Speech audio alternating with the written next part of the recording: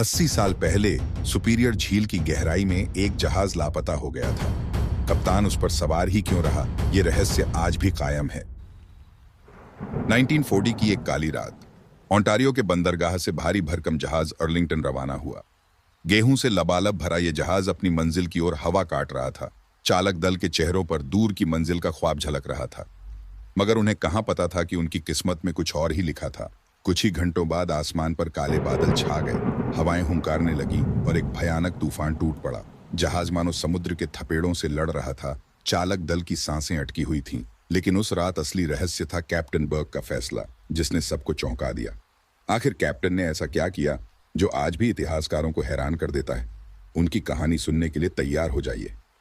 अपने साथियों को उलझाते हुए और अपने पहले साथी की बात को सीधे नकारते हुए, जिसने किनारे के रास्ते से जाने का सुझाव दिया था, कैप्टन बर्ग ने 244 फीट के जहाज को खुले पानी में अपना रास्ता बनाए रखने का आदेश दिया।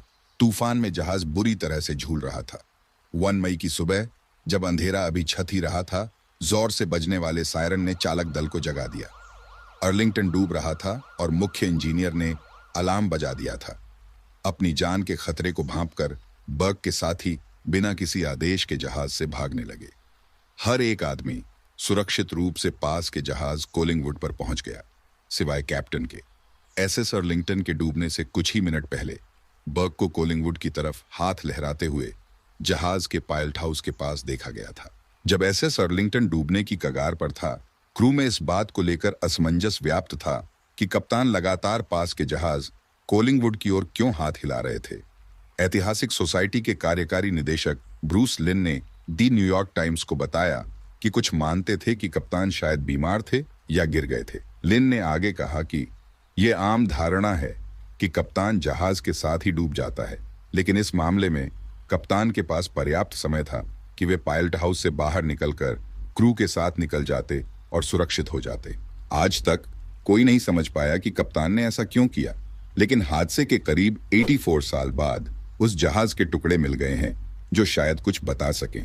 एसएस अर्लिंगटन के जो हिस्से बचे हैं, उन्हें अमेरिका के मिशिगन में केविनो प्रायद्वीप से 35 मील दूर झील के नीचे 650 फीट गहराई में खोजा गया था। जहाज के अवशेष खोजने वाले डैन फाउंटेन और इतिहासकारों ने सोमवार को यह घोषणा की। फाउंटेन सालों से झील में जहाज खोज रहा था, जब उसे एक ऐसी चीज मिली जो बिल्कुल अजीब थी। उसने सोचा कि यह शायद जहाज का कोई टुकड़ा होगा, तो उसने इतिहासकारों को बुलाया ताकि उनकी मदद ली जा सके। पिछले साल फाउंटेन ने उन इतिहासकारों के साथ मिलकर एक खास जहाज की मदद से झील को स्कैन किया और पता लगाया कि वो वाकई में किसी जहाज का कचरा है। कुछ ही समय बाद उन्हें पता चला कि वो जहाज कोई और नहीं बल्कि एसएस अर्लिंगटन ही था।